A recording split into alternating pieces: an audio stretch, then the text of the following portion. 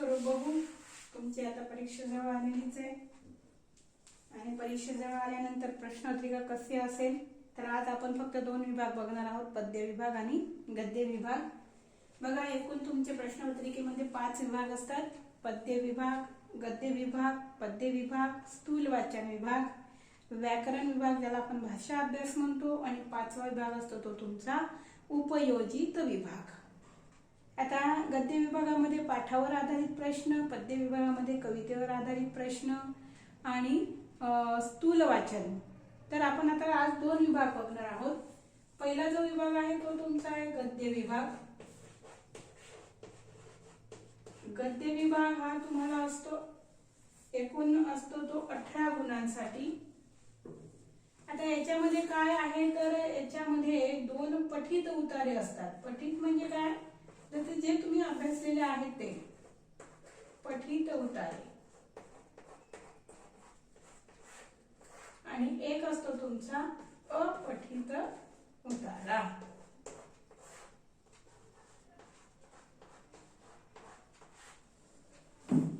पठित अपठित हा एक असतो, हे 2 असतात.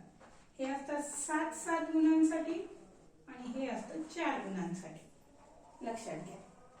आणि याच्यावर जे प्रश्न असतात ते आकलनयुक्त, म्हणजे उतारा दिलेला असतो तुम्हाला त्या उतार्यावर आधारित कृती म्हणजे प्रश्न विचारलेले असतात. लक्षात घ्या की कृतीमध्ये ज्या पद्धतीने तुम्हाला त्या ठिकाणी दिलेल्या आहेत आकृत्या तशाच तुम्हाला त्या आखायच्या आहे आणि त्या ज्या आकृत्या तुम्ही आखणार त्या पेनानेच आखायच्या आहे. तुम्ही पेन्सिलचा उपयोग आकृत्या आखायला करायचा नाहीये.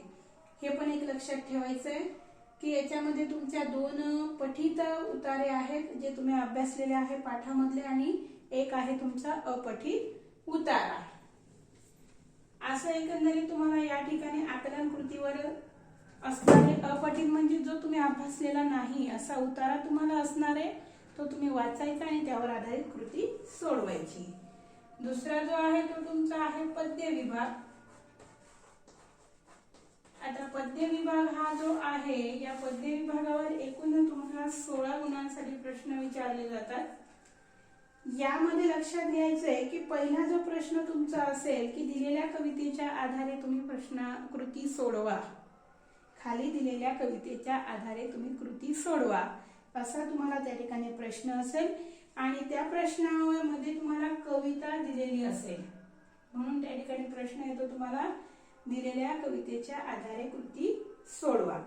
मग आता ह्या कृती कशा सोडवायच्या आहे तर तुम्हाला आकलन कृती. आकलन म्हणजे काय तर तुम्हाला कविता समजलेली आहे ती तुमच्या शिक्षकांनी तुम्हाला शिकवलेली आहे आणि म्हणून तुम्ही त्या ठिकाणी कविता समजलेली आहे असं गृहीत धरून तुम्हाला त्या ठिकाणी प्रश्नांची उत्तरं सोडवावी लागतात. असे आकलन कृतीचे 2 प्रश्न असतात 2 गुणांसाठी. त्याच्यानंतर त्यामध्ये प्रश्न असतो एक काव्य सौंदर्यावर आधारित कृती. काव्य सौंदर्यावर आधारित कृती.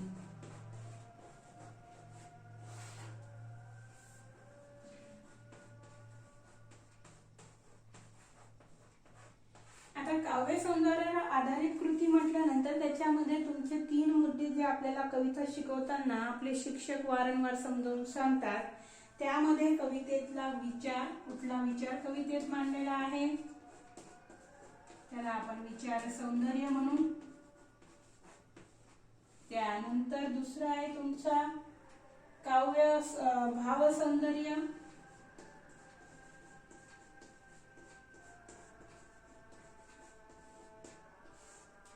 आणि तिसरा आहे तुमचा अर्थ सौंदर्य.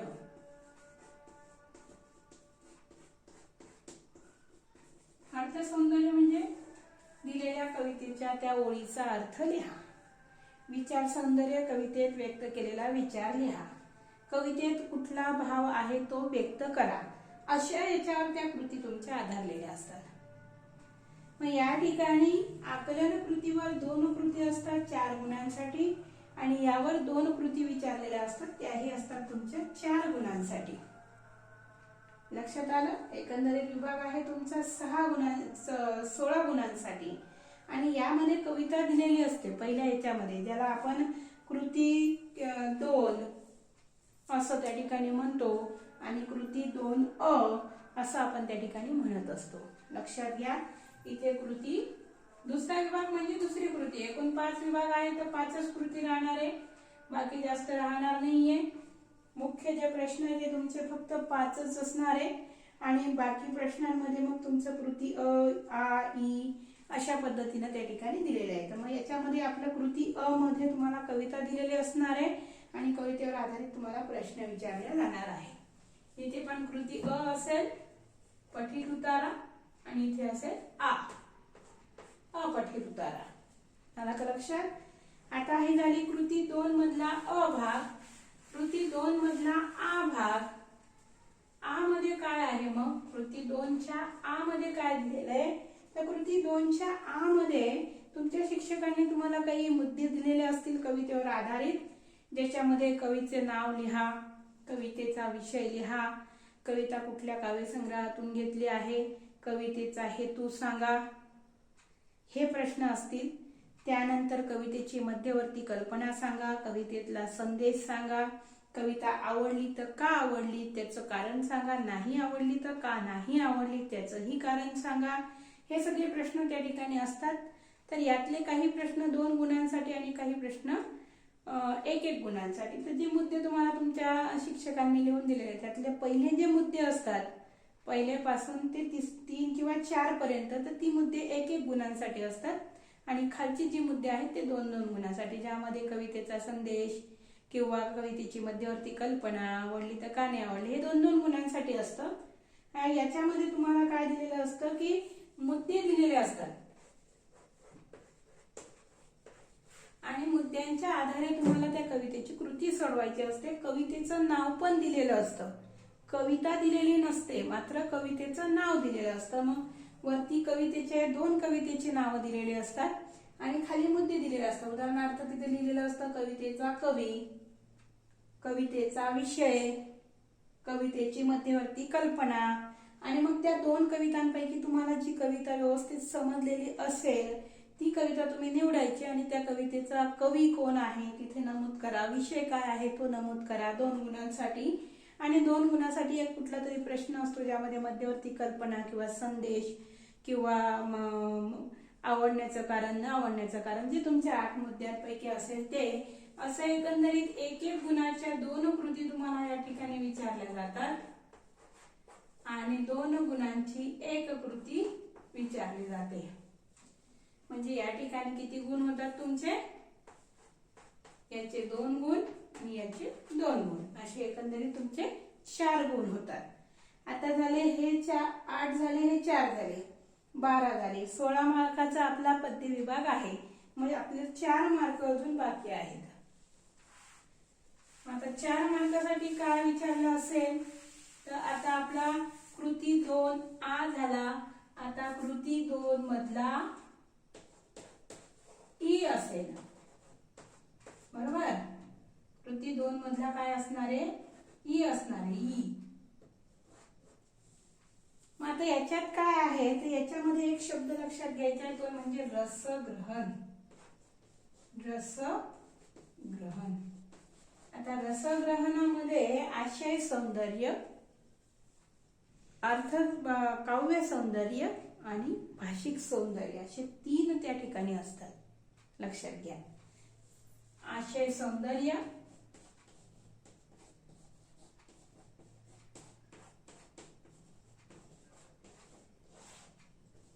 काव्य सौंदर्य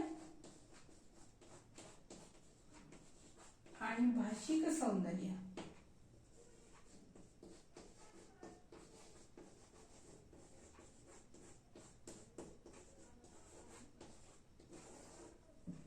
हे जे 3 मुद्दे आहेत लक्षात घ्यायचे.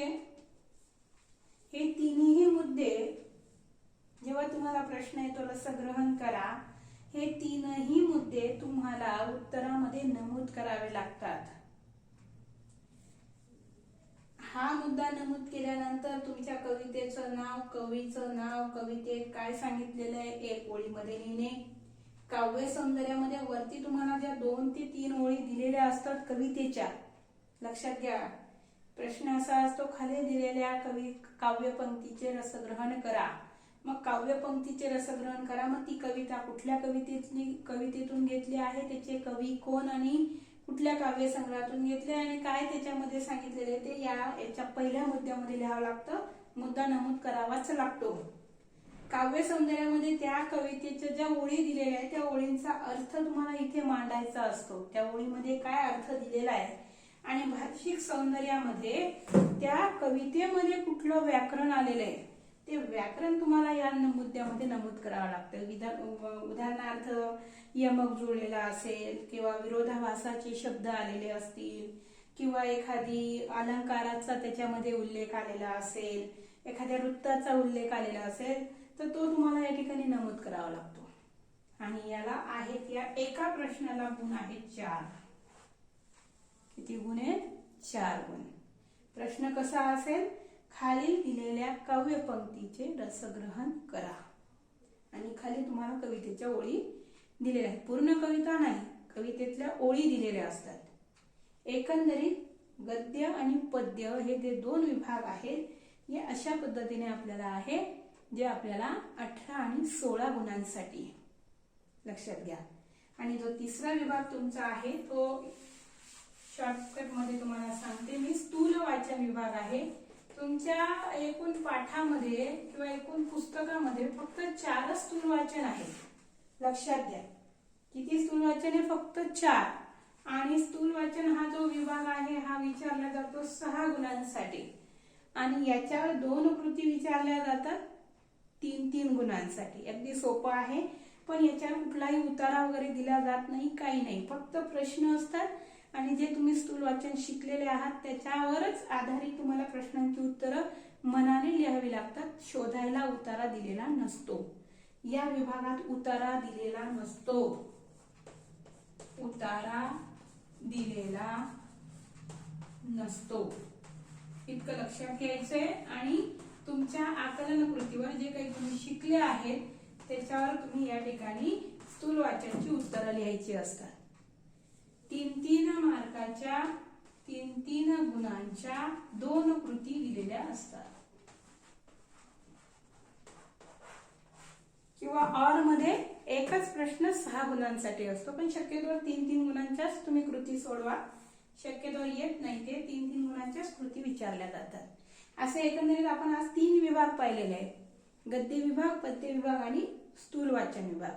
तुम्हाला सगळ्यांना हे 3 विभाग कळाले असतील. याच्यामध्ये जर तुम्हाला काही अडचण असेल तर ती पण मला तुम्ही लवकरात लवकर कळवायची आहे.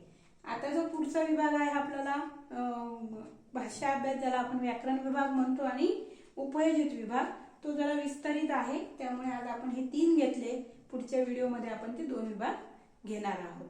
परीक्षेचा अभ्यास चांगला करा. प्रश्नपत्रिकेचं स्वरूप व्यवस्थित समजून घ्या, जेणेकरून तुम्हाला अडचण येणार नाही. आणि कुठलीही अडचण आली तर मला तुम्ही त्या ठिकाणी कळवा. ठीक आहे, धन्यवाद.